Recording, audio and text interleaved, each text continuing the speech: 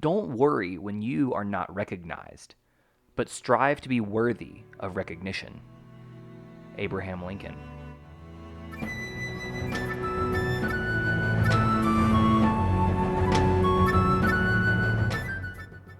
Bending Not Breaking, Season 2, Episode 6, The Blind Bandit.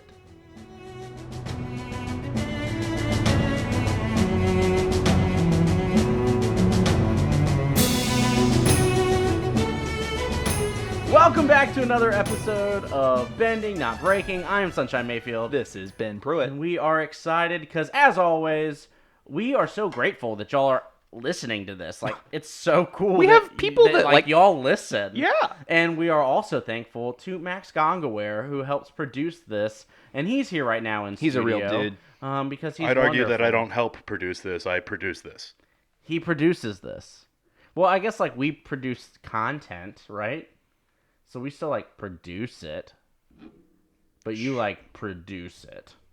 Yeah. So And then we produce and then Noah it. gets the executive producer mark because he finances this, I guess. But you could also finance this at patreon.com/thearchofE. Please do. Yeah, do. that A would be dollar a lovely. month can make a big difference. Yeah, and you get free content and bonus or content. more than that. Does any of that get donated to the Australia Relief Fund? It could. I don't think it does, but it could. Noah might donate. I think majority of it goes into his pocket for Paying for supplies and website and all that And stuff. demand. Yeah. At this point, I think it just evens out. Yeah, we're doing our best. But thank you all so much for listening. And Max, thank you so much for being here. Ben, that was a lovely quote. Thank you. I said it myself. Yeah, you did. Quoting someone else. So can I guess that our lens is recognition? Oh. Yeah. Which is, I actually really enjoyed looking through that lens. I thought that was going to be tougher, and I really appreciated the way that I saw this episode. So thank you for choosing that lens. Thank you for watching it through this lens. Oh, I'm so excited. But before we get into the episode, how's y'all week been? Has it been good? Y'all have a good week? Do anything fun? Do anything exciting? I had to go back to work. Yes, as did I. Max, what about you? Have to work? Yes, I did have to work. I started a new challenge. I started a 52-week cooking challenge. So that's funny. I did too. There's a new theme each week, and I did chicken pot pie the first week. I'm about to do some miso noodles this week, so that should be exciting. Neato. And I'm not a really good cook, or at least like I don't think I could be a good cook. I just don't cook, and so this is a fun little challenge for me. Yeah. So you did the baking challenge last year. Yeah. A little bit different, but yeah. Yeah. There's been a lot of activity in the kitchen. Totally. All right, Max, it is time for your uninformed recap. And I genuinely want to know if people like this, because I find it funny every time. And I've heard one or two positive things, but if y'all want to send an email to thearchofE@gmail.com or let us know at our Twitter or Instagram at BNB_pod whether or not you like Max's uninformed recap, it would be greatly helpful for me to make sure that like we either keep it or try something new next time. But I like it, and so we're going to keep doing it until I hear otherwise. Cool. Max, are you ready? So ready. Okay. Your first scene of the show is Aang is searching for a master and sees an advertisement for an earthbending academy. The final scene of the episode is Papa Beifong sends a wrestler and an earthbending master to return his kidnapped daughter. Your 5 keywords are, and I guess he's not really a wrestler, that's the vibe that you get from the episode. I think he's like the wrestling manager. Yeah, except they're not wrestlers, they're just earthbenders, but they're like earthbender battlers. wrestler. We're giving him Yeah. too much. Okay. Your 5 keywords are tournament, twinkle toes, championship belt, the boulder, and ransom. I guess it's more like 5 key phrases. So tournament, twinkle toes, championship belt, the boulder, and ransom. Max, you have a minute. Are you ready? Yeah. On your mark, get set, and away we go. All right, well, obviously the episode begins with Aang searching for a master and sees an advertisement for an earthbending academy. Nailed it so far. Yeah. So on his way, he's like, "Yeah, this advertisement's cool. I'm gonna go to the Earthbending Academy." And upon arriving at the academy, he realizes that to get into the academy, he has to be the champion of a tournament of twinkle toe competitions, which is like a fancy way of saying dancing. So Aang has to test out those twinkle toes in order to earn the championship belt and to get into the academy of Earthbending. And once he gets in, he does win that championship belt, and he gets in, and the entrance to the academy is he has to push past the boulder, and that's how you get in because that's how doors work in this universe. 5 seconds. They're boulders. And then he gets in and realizes it's actually a Ponzi scheme and gets kidnapped, and his money gets taken for ransom. But that's also because the Earthbending Master has to return the kidnapped daughter, and that's how it ends. That was 1:11. Really close. That was actually like you were not far off. Kind of like last time. Not far Not off. far off. It's a but, pretty like, predictable TV show in my but experience. yeah, maybe it gets harder. We'll see. Maybe I need to give tougher keywords. Next Do you have a time. recording of one of your friends doing an uninformed recap? Ooh, We'd that love could be, to hear that it. could be fun. Have your friends recap an episode of Avatar: The Last Airbender that they haven't seen, or the movie that doesn't exist. What movie? Yeah. Thank you so much, Max Bennett. Is your turn. You've got 30 seconds to give the real recap. Are you ready? Probably not. You got to do the best you can. And away we go. The gang sees an advertisement for an Earthbending Academy. They go to the Earthbending Academy. All of a sudden, they realize that there is not really good teaching there. So then they're like, "Oh my god, where? Oh my god, there's this like fighting ring with Earthbenders. Oh my god!" And then Katara beats up 2 boys to get the entrance. They find out where it is. They go. They see the Blind Bandit take down the Boulder, who's won like 6 things in a row already. They find out the Blind Bandit is then a Beifong family. They 10 go to seconds. the Beifong family. Then they go over there. Toph is like, no. And then they go and fight. And then they get captured. And then, oh my god, they're like, yes, Katara. And then, yeah. Time. I missed a lot. There was a lot that you did not capture. 30 seconds towards is the not end. a lot of time. It's not. It's like you get 1 minute of recap per second of 1 second of recap covers a minute of the show. Yeah, that's tough. That's very difficult. Yeah, that's But really you hard. did fine. I got like 30, 60% of the way there. Sure. So we are talking through this lens of recognition today. Yeah. How did you attack this show? Attack's not the right word. How did you, when you think of the word recognition, what are you looking for? What was that lens for you? Or did it shift from the start of the show to the end of the show? I think there's a lot of ways to think about what recognition is. I think that even when you choose the lens, like I did, I might have seen it one way and then watched it a different way, right? I might have been like, oh, this will be cool to talk about, and then realized, oh, I didn't even think about it this way the second time I watched it. And so that definitely happened. I think for me, recognition, per quote, is like, don't worry when you're not recognized, but strive to be worthy of recognition. Like act the way you would want to be recognized, right? And I think that I see Toph acting in a way at home that is not the way she wants to be recognized, right? She's not seen and recognized the way that she truly is and feels and wants to live her life. And I think that's really interesting. And that was the original reason I chose it. But then there's also a lot of other things to unpack around recognition. And I think that that's really neat because being seen for who we are is one of the greatest things in the world. Yes, and so I think for me, I started this episode thinking like recognition. You're getting an award, you're getting an accolade, someone's recognizing you for the work that you've done, and you're winning Getting the the champion's championship belt. Exactly, and then it turned in throughout the episode of no, this isn't about getting recognized, or as in the sense of like you earn this award, but it becomes way more of this. You just want to be recognized. I just want to be You seen. just want to be seen. Yeah. And how much that turns into things like I don't need the award. I just want to be seen. Yeah. And I think for me, if we can dive just right in, Do it. You won't. is when you see the Blind Bandit with the championship belt, it is Toph in her true self. That is her truest form. This snarky, powerful bender who is incredibly talented. And it's not so much that the belt is what is like, I'm looking to be the champion. It is more so that I'm just getting to be my authentic self. And so that's why I think it hurts so much when she loses the belt. It's not her losing the championship. It's her losing her identity. Yeah, she gets mad. Yeah.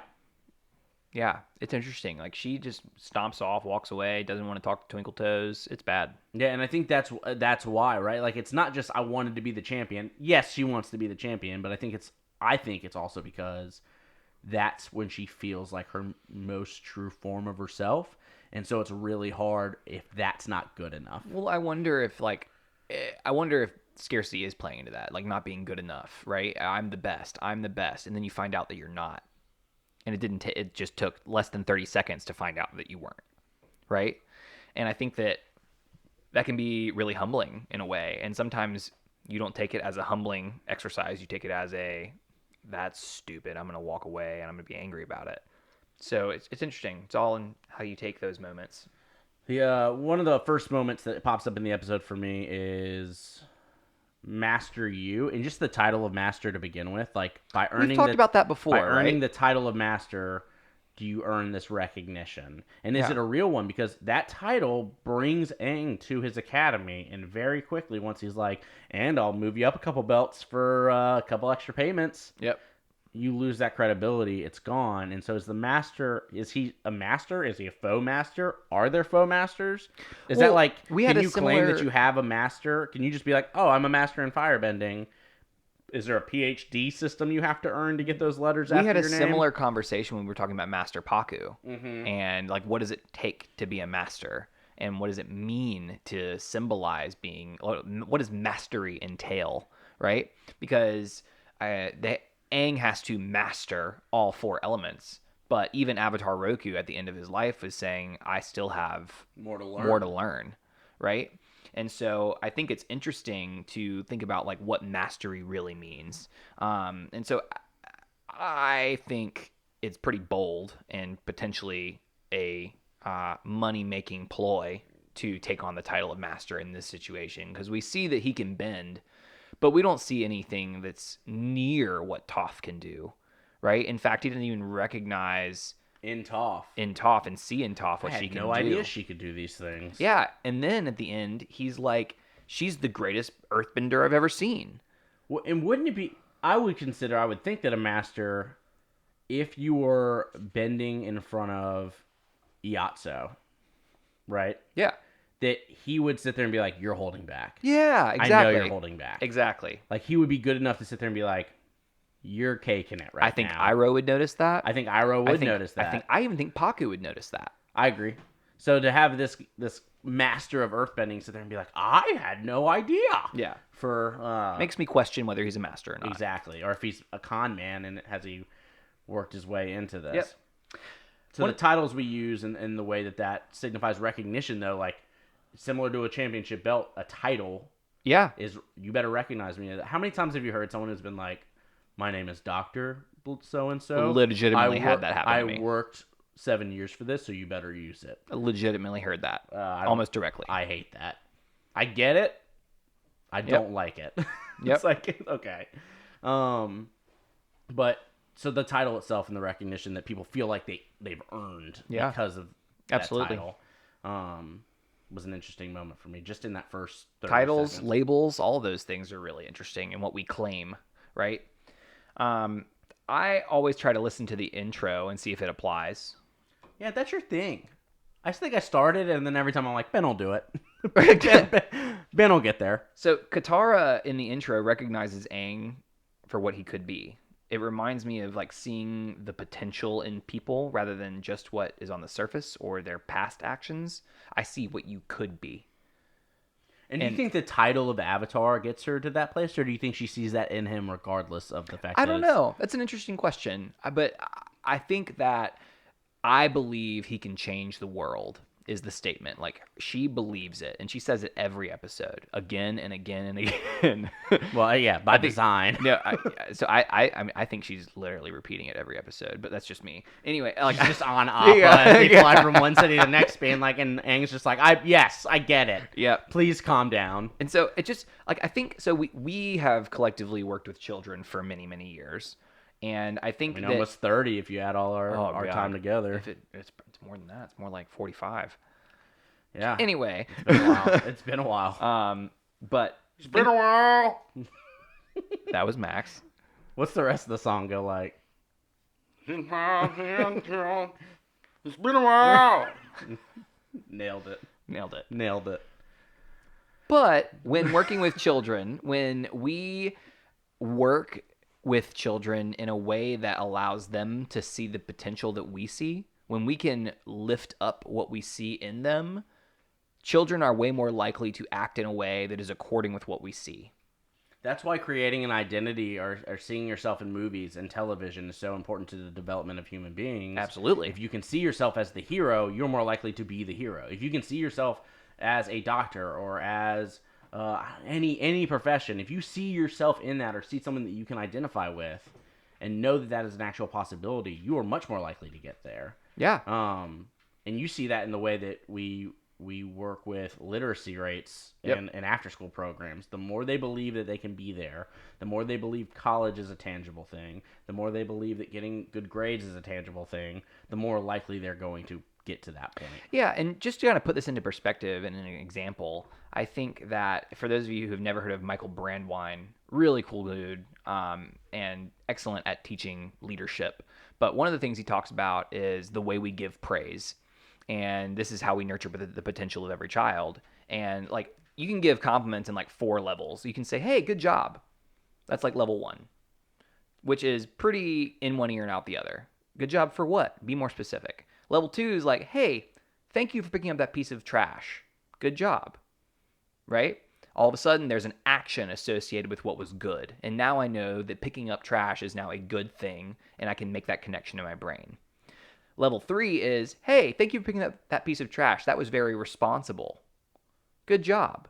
Right? And so now you've built off that again, and you're now saying picking up trash is a good thing, and it's a responsible thing. So I know that not only picking up trash is good, but responsibility is a good thing, and I'm responsible when I pick up trash. Right? Level 4, here's where you get big, right? This is where it starts to get like a little awkward. "Hey, thank you for picking up that piece of trash. I really appreciate you doing that. Good job. Did you know that that kind of responsibility is what a lot of professions need? For instance, if you wanted to be a doctor, you kind of need that kind of responsibility. So you could be a doctor one day." All these links connected. All of a sudden, in that child's brain, they have connected picking up a piece of trash to responsibility to being a doctor.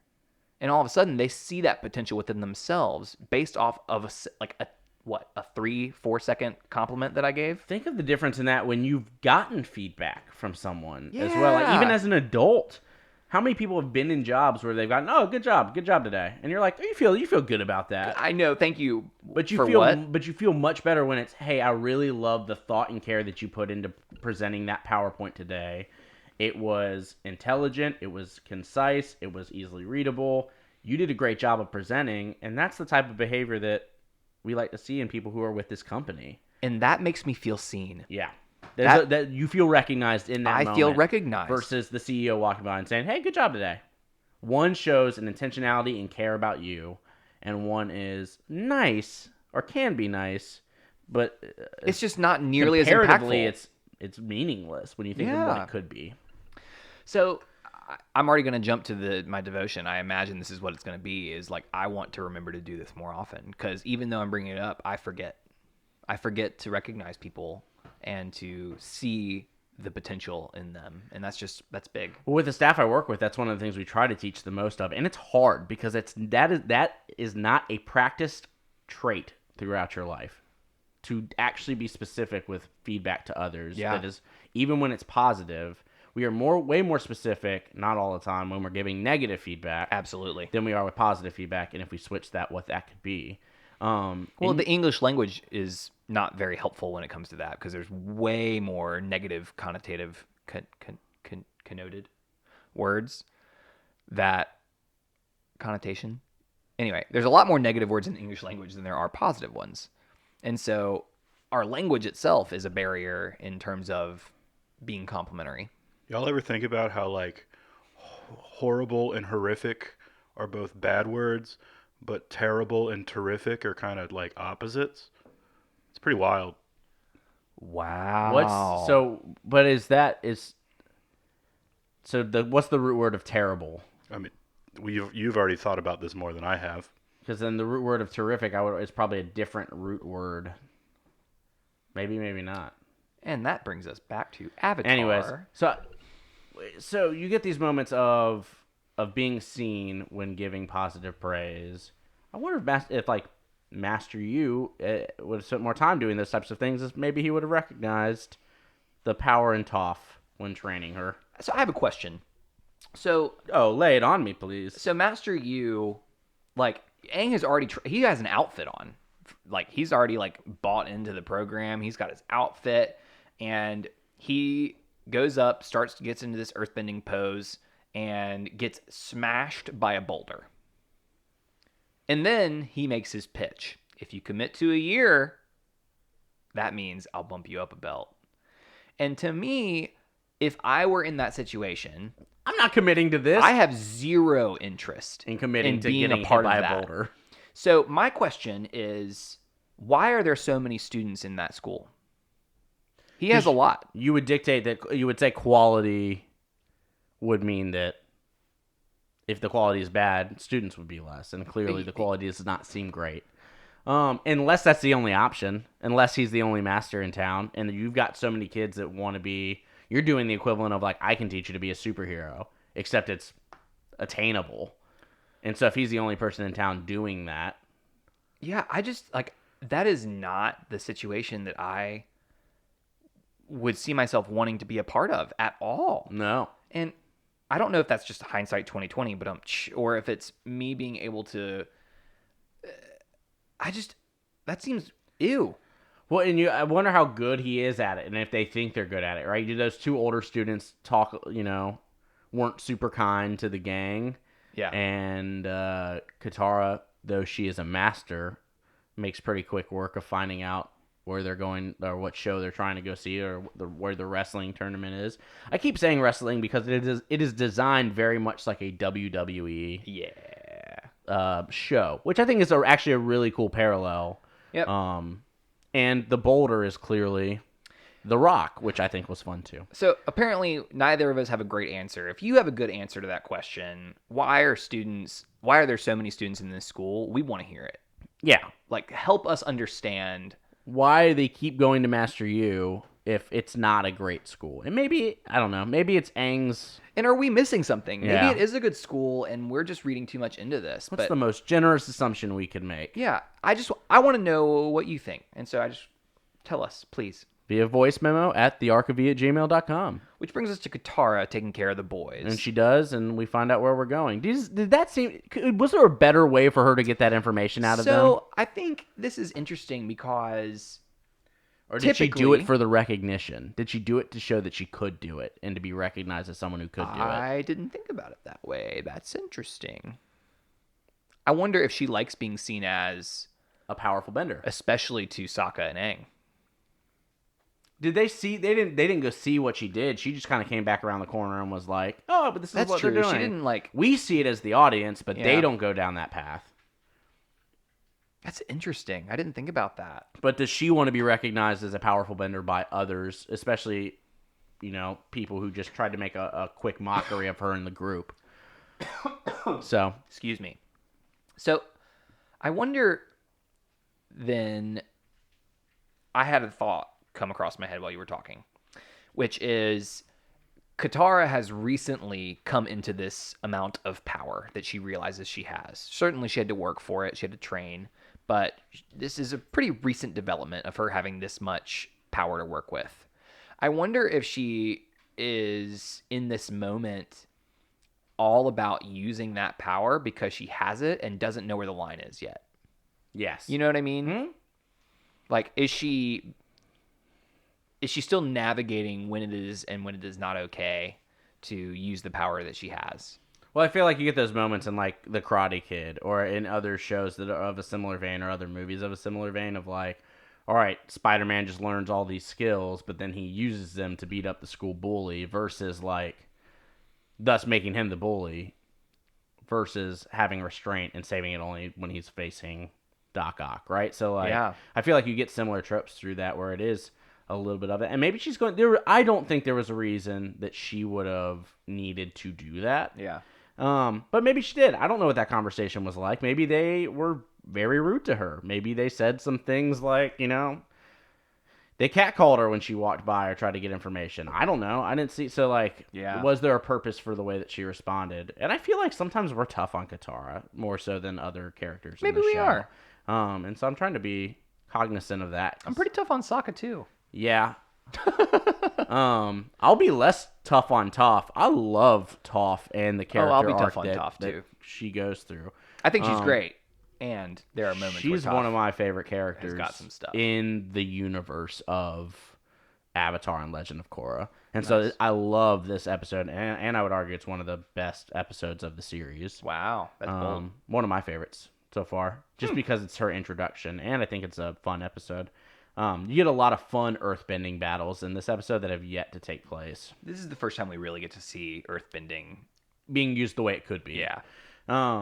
So we get this moment. Where do we want to jump to next? Recognition. Do we want to jump to the championship? So I wanted to, before that. So Okay. this is the first time Aang, the Blind Bandit, comes on, and Aang sees the Blind Bandit. Aang sees Toph, right? Mm-hmm. And Aang sees her and misgenders Toph and says he. After Katara says she, then Aang says he, and then Sokka says she. And I wonder, because they don't mention it, they don't talk about it. Part of me wonders if it was just an accident or if it's just our version of it that like has that. Because I can't tell if it's clear or not, but it's pretty clear that he says he. And I went back and listened. I went back and listened. I don't think this even registered to me when I was watching. I went back and listened 3 times just to make sure, because I was confused and I was like, "What? Tell me what?" And so, yeah, he clearly says he when talking about Toph. Aang clearly says he when talking about Toph, and then immediately switches to she after she laughs, and then there's this flashback where he recognizes the laugh. That's the girl from the swamp. Yeah. And there's no mention of it, but I thought that was worth mentioning. Sure. And maybe it was an accident, maybe it was a slip up, maybe I don't know. I wonder if there's, for him, with the exception of Avatar Kyoshi, have we met any female masters? No, I don't think so. And so I wonder if that's a part of that. For him, being a master is a male-dominated feat. That's so interesting. And so if he's never experienced a female doing that, it's also everybody who's been on stage so far has been male, like instead of a little girl. Yeah. Right. So I wonder if there's a perceived or a embedded bias in him. Yeah, that's just part of the patriarchy in this universe where all of the masters are men. That's unfortunate. And I wonder if that was intentional by the writers or creators, or if that was something that that wasn't even thought about. When you think about teachers, you would say teachers is a female-dominated field, or typically, certainly. But our professors, when you think of college professors, which are at a higher level, I mean, they're not, but like they've ideally gone through more training, and so do we think of masters on the same deal? People with PhDs and everything else, and so is there just an embedded bias in the way that either the writers or Aang views people who are supposed to be teaching him and who he can learn from? Yeah, if you didn't hear that, go back and listen, and then if I'm wrong, then I listened to it 3 times and thought I was right, but I don't know. So she wins. Yep. Aang defeats her. Yep. We already had a little bit of conversation talking about the way that she feels seen and recognized. And then we see her go home. Yeah. Yes, and there's 2 things I want to bring up before she goes home. There's, as Aang gets on the stage, Toph is taunting Aang and calls Aang a girl, and I think that's interesting coming from Toph. Well, and isn't it you're gonna know the quote better, but we're most judgmental about the areas in which we judge ourselves. Yeah, and so I wonder if she I don't know if you've heard of her, but that's this. Brene Brown. Oh, Brene yeah. Brown. You ever heard of her? She gets portrayed as this and gets looked at as this, and so is she quick to throw that insult to other people? I wonder. I just think it's really interesting because then 30 seconds later, Sokka, maybe not 30 seconds later, but Sokka gets, oh, why did you respond to Twinkle Toes? That's not manly. And then Katara immediately calls him out for carrying a man bag. I thought that like this show has a few just Very gendered moments. and I just wanted to lift those up a little bit for just to bring awareness around Well, because them. it often gets played for humor. Yeah, It well, often gets played for you're recognizing this moment as, haha, he's got a purse. That's typically a female accessory, and Sokka's carrying it. And then he gets this big elaborate belt, which would also be considered like, I guess a wrestling belt wouldn't necessarily be considered a feminine accessory, but he wears that and he's like, this belt and this bag go together really well. I feel like I'm rocking it. It gets played for laughs, and the reality is just like, you want to wear a belt and have a bag?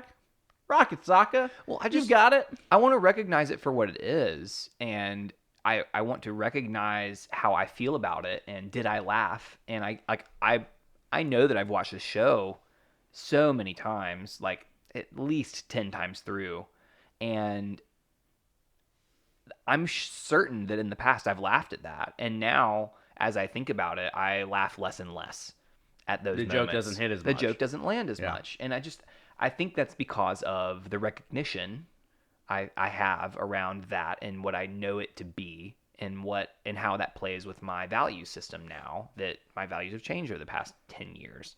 And so I wanted to lift that up and have a little talk about it. I think that's important. I think it's important that we are consistently recognizing and evaluating what's making us laugh. Why is it funny? I feel like I laugh less at like stand-up comedians for the same reason. Me too. Things that I thought were hilarious 5 years ago, Comedy 10 makes years me ago, and then now uncomfortable. I feel like it's tough for stand-up. There's definitely stand-up that works, but I still think when people are relying on gender jokes, definitely those do not get laughs from me nearly as much. And so I think the same thing happens in the show, and I think that's an awareness of it. And it's not to say that you can't laugh at that. I think it's just to say the more you're aware of things and understanding the oppression that happens in certain areas, the more those things don't feel as funny. Well, it's also like, not that you can't make the joke, not that you're wrong in saying the joke. Exactly. It's just, to me, that is less funny. Well, it's also interesting because there's another Brene Brown quote about you can piss and moan all you want, but if you're doing it without perspective, then it's not okay. Right? You can have a bad day. You're allowed to have a bad day. Suffering is not comparative. However, if you are having, quote, first world problems and those types of issues, and you're complaining about that to people who are actually hungry, starving, without a home, it doesn't look good. They're not going to perceive that as much or give you as much empathy. It just doesn't create empathy. It's just, it's a really tough. It doesn't mean that it sucks when your Wi-Fi goes out. It sucks when your Wi-Fi goes out. It does. And you've got to recognize that you can feel that way, and that can be a thing. But if you go and complain about that to someone who never has internet access, it's not going to go. It's not going to land well. Yeah.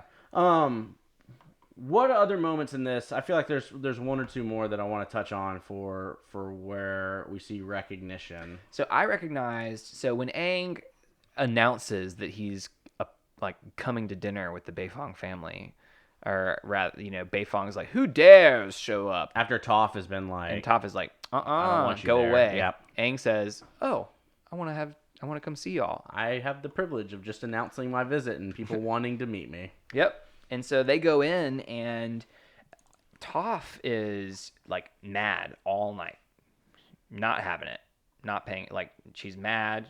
And then the first time she smiles is when she airbends under the table and essentially kicks Aang under the table through earthbending. Yeah. And then she smiles. She gives a nice little smirk. Because she's getting to be herself. That's exactly what I was saying. Like, this is the first time all night that she's gotten to be herself. She's had to play and pretend in front of people who know her and have seen her authentic self. And this is the moment where she smiles because she gets to live into that a little bit. No. I thought that was really interesting. Well, and the power that comes from being your authentic self. There's the moment that after they get kidnapped and they get released, and Master and her dad come and pick her up, and you find out that Aang is still going to be stuck in what he's doing. You get this moment where Katara runs around the corner and says, Toph, we need your help. We need you. And her dad says, she's a little girl. She's fragile. She can't help. She's not going to be any help. She can't help him. And she goes, yes, I can. And she breaks away from Dad and the Master, and then she just absolutely annihilates everyone else. And you get this moment that you realize we are our strongest selves when we feel seen and recognized and get to live into our authenticity. That is where we get to be the strongest versions of ourselves and do the most good. And I think that was a really important moment for Toph and for her dad and her master to see that was, I think, incredible. So I just think that was a moment worth highlighting. Is the moment that she got to be her authentic self. You just see her just absolutely annihilate. This moment reminded everybody me else. of a quote by Marianne Williamson. It's also been quoted in many a movie. Coach Carter, I believe, was one of them. But our deepest fear is not that we are inadequate. Our deepest fear is that we are powerful beyond measure. It is our light, not our darkness, that most frightens us. We ask ourselves, who am I to be brilliant, gorgeous, talented, fabulous? Actually, who are you not to be? And this moment is not really Toph being scared of her dark or of her light. I think it's her dad being scared of Toph's light. Right. Her dad is terrified of the fact that she is so powerful or could be powerful because he's been trying to protect her all of his life. And if she shows potential to do well, that means she's going to have to put herself out there and she's going to have to face the world. And that light, that power, that is terrifying. Hide it under a bushel. Yeah. Right. Right. And so I just find that really fascinating. That's what came up for me is that quote. Because normally that quote, I've had a lot of people, I've used that quote a lot. And I've had a lot of people being like, I don't get it. I don't understand. Like, why would I be scared of my good things? I don't get it. And this is a moment where like, this is it. This is what I'm talking about. Dad is so scared of the good and what could be because of what that goodness could create. Could he also be recognizing that like maybe he's messed up as a parent for the last 10 years? Or that, like, maybe he's seeing flaws in the way that he approached that as well. And if this is true, what does that mean about my parenting? Exactly. That's a whole nother... That's true. Yeah.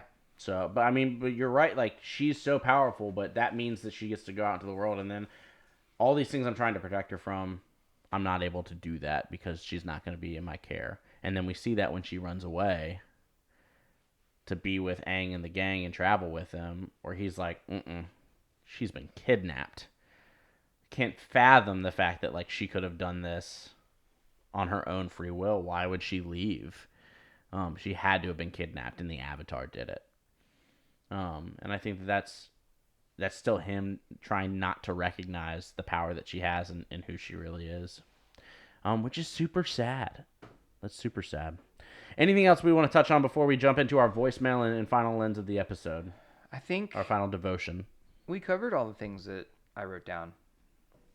I love this episode. I like this series. Yeah, it's so good. I like the show. Max was about to jump in. When you mentioned Coach Carter, you saw like a little pep in his step and like him eat towards the mic and like he definitely wanted to jump in and talk about Coach Carter. More.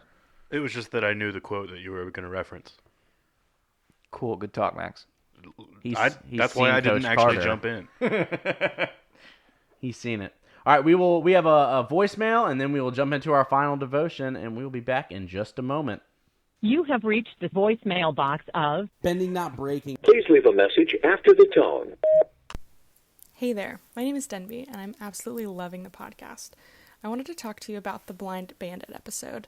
I recently took a safe zone training that was centered around making welcoming spaces for those who identify as LGBTQ+, so I've started watching this show with a different lens. There's a moment when Toph talks to her parents about who she really is, and it seems very much like a coming out moment. It felt like this was the first time she was revealing who she really was to her family, and I wanted to know if you saw this in a similar way. Wow, Denby, thank you so much for taking the time to send in that wonderful voicemail. I think that you've given us a definitely something more to talk about, because that's something that I definitely see now that you bring it up, and I love that Safe Zone training made this possible for us to have this conversation. I think that that's a really cool thing to see and talk about, because Papa Beifong is he starts out so good when he starts talking to Toph. Yeah, I don't see you any differently, sweetheart. And then he completely goes on this left turn where he's gonna hide her away and not let her be herself. It makes that scene so much more devastating. Yeah, it like lifts her up and then drops her. It's just so hard. And to think about that in the context of coming out of the closet, it just breaks my heart a little bit. Well, and then that kind of changes the whole shift of the episode as well. Like, yeah. When we're only talking about being seen as your true authentic self and the power that lies in that, and then how often are we in spaces that actively affirm our identity? Yes, and then how often are we not? Yeah, especially when we are not at where we should be most safe, which is home. And yeah, and that's not something I've ever experienced, right? Like I've only felt like I've never felt at home like I couldn't be my authentic self, or that I couldn't be safe in that space. And how hard that has to truly be, and why that would lead someone to be like, no, I need to run away. Like, why I need to now leave and go with people who accept me for. That's another thing. This is my chosen family. Like, the gang turns into her chosen family because of the way that they see her and look at her. Well, there's so many statistics about how I think 40% of homeless teens are, I don't know what the statistic is. It's a lot. High percentage of homeless teenagers are LGBTQ plus. It's a very high percentage. And of those, there's an incredibly greater risk for mental illness. And so it's just one of those things where it builds on itself, and it's ACEs, the trauma builds, right? The more things you have, the more likely to have exponential trauma. It's just... And to cause that in others. Yeah. Oh, Denby, thank you so much for that insight. That was wonderful. And if you've got other insights that y'all want to share that we potentially aren't seeing, please send them to thearchive@gmail.com via voice memo. Denby, thank you again. That was fantastic. Yeah. And now makes me look at that entire episode differently. Dang. Let's talk devotion. We are working through. Oh God. Yeah. Okay. Let's through a lens of fire. Mental shift here. And we're talking about recognition through fire. And so fire for you, what does that mean? What does that mean? Oh, I feel like I talked about this earlier. I'm gonna definitely steal what I said. I want to see the fire that's burning in every person that helps. What is their passion? What is their potential? What is their thing that makes them churn and drive? What is their drive? Their ambition?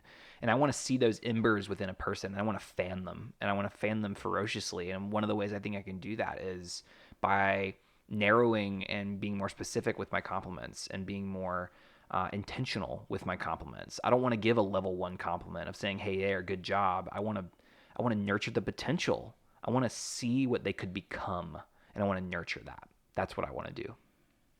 To kind of stick around the same vein, when I think of fire, I think that all the things that have to come together so that it can thrive and be helpful. Oxygen. You gotta have kindling you gotta to have make a it fuel. go. There's Yeah. gotta be some form of a fuel. You've got to be able to kick it off. And that if those things dissipate, that fire goes out so quickly. And so for me, when I see the way that Toph feels seen in the environments that she sees, how do I create those spaces where there's enough oxygen and enough fuel to make sure that fire can thrive? And so how do I create safe spaces for individuals to be their most authentic self? And if that's through getting to know them, or to making sure they're not using dehumanizing language, or to make sure that there's not symbolism that they have to work around and navigate that could potentially be a barrier. I think that's what I want to do, and so that'll be my focus this week is how am I creating safe spaces in my work environment, in my personal life, to make sure that people can be their authentic selves when they're around me and with me. I love that. So that fire can grow. Let's fan the fire, Let's y'all. fan fire in people and let them be their most authentic selves. See, Fire Nation can be a good thing, y'all. We just have to see the potential in the Fire Nation. There's the balance, right? That's the Yeah. whole point. Thank y'all so much for listening. Again, go follow us at BNB_pod on Instagram and Twitter for bonus content. Send us an email at thearchv@gmail.com. We do an Avatar Artist of the Week. So that's something that you can find there and make sure that you see on both Instagram and Twitter. There's There's motivations. quotes of the day. Yeah. There's fun stuff on there. So please go follow us at BNB_pod. Again, contribute to this episode by sending us a voice memo at, I keep saying at like it's thearchiv@gmail.com. Thearchiv@gmail.com. Send a voice memo there. And thank you all again for listening. And Max, thank you again for doing what you do. You are the unsung hero of this podcast. You make this podcast better. It's good to be here. Happy that you're here. I'm Sunshine Mayfield. This has been Pruitt. And this has been Bending, Not Breaking. Thank you all so much for listening. Okay, bye.